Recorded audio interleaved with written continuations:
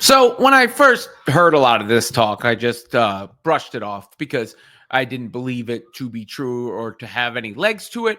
And I still don't believe what I'm presenting here is going to happen. So let me just present that with a grain of salt. But it's a interesting hypothetical, and it's coming from a reputable source. So you put those two things together, and I think it's fair to at least discuss. Let me also preface to say I know nothing about Paige Beckers' intentions, so I'm not going to say anything with any gravity toward her. I will just outline how I feel about the specific situation as it has been presented. And it was presented that way by Howard Megdal, who I know and respect a great deal. He's been working in the women's basketball space for a long time. We've had great interactions. We saw each other plenty of times this season. And he just he's not the type to just throw it into the universe if there's not substance behind it. But basically what Howard says is that what he has heard, and this is through WNBA circles, so it's not sourced to Paige's camp. It's not sourced to, UConn or anybody specifically or someone close to Paige Beckers. It is talk around the WNBA. So I don't know exactly what that means, but it seems to be a prevailing theory throughout the WNBA media. And, Sabrina Merchant from the Athletic the other day had said similar, basically that she predicted Paige would go back to UConn.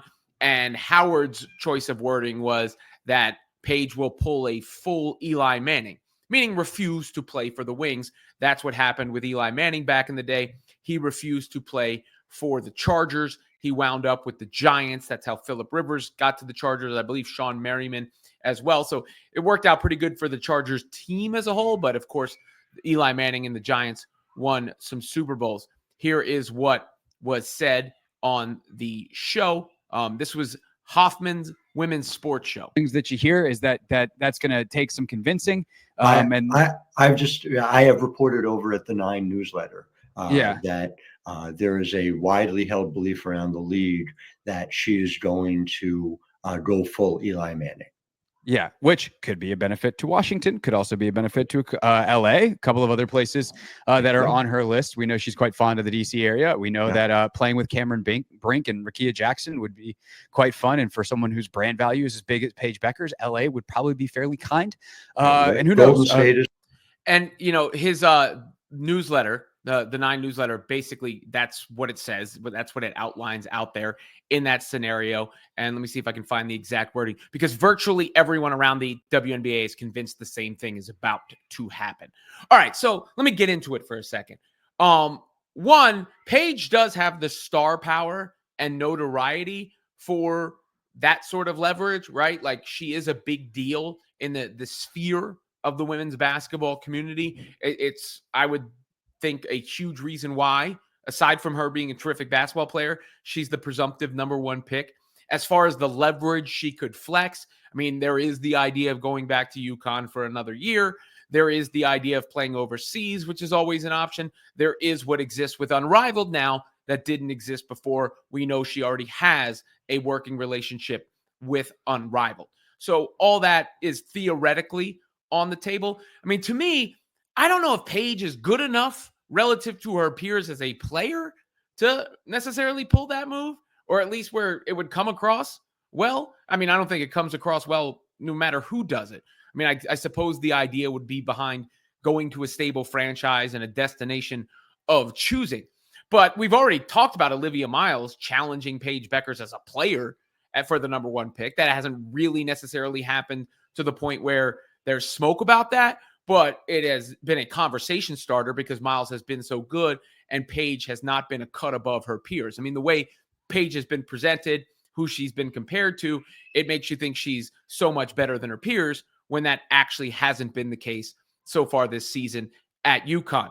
And then, is there the question of backlash? I mean, Paige is a media darling. People love her. She seems like a great young woman. Obviously, like I said, is a terrific player and a star.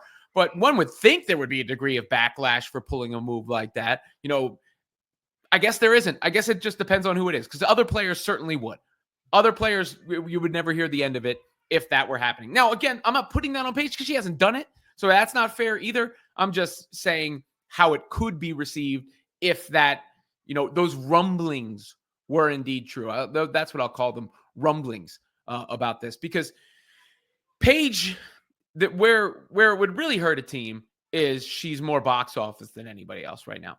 She's so much more known than anybody else right now coming into the draft that the ticket sales for the Wings, a lot of that could be due to Paige Beckers. Merchandise sales for the Wings or whomever could be boosted due to Paige Beckers. And that is not something any WNBA franchise wants to lose. That's why it's almost a certainty, I would say, she would be the number one pick, even if it's closer on merit as a player than we may have thought going into the season or than it's been presented thus far.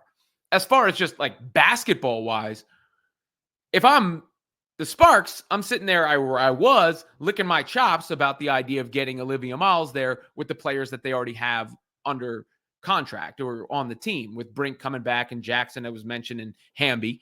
The Sky sitting that third spot. They probably, of course, wanted Olivia Miles. I don't know if she's going to fall that far at this point.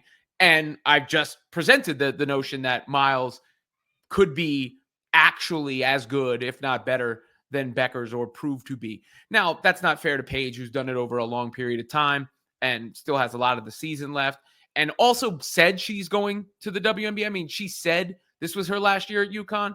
So let's give her words some merit here rather than, free agency time and all that is the time for rumors and speculation and all that to get thrown into the universe, thrown out there for discussion, discussed back and forth. But there's been no actual indication from Paige that this could be the case. The implication is from what those around the league are saying. So to sum up, if Paige were to do this, I guess maybe she's backlash proof at this point. But one would think that move would come with backlash for a player. Number two, I think she has the gravitas as a star player, but I don't think she's that much better than the person who's going to go second. Let's put it that way, or hasn't proven to be thus far this season. She didn't seem thrilled. I'll say that when the lottery happened and it wasn't the Sparks and it wound up being the Wings, she didn't seem thrilled. But if I had to bet, if I had to predict, if I had to guess, my gut tells me that Paige isn't going to do that.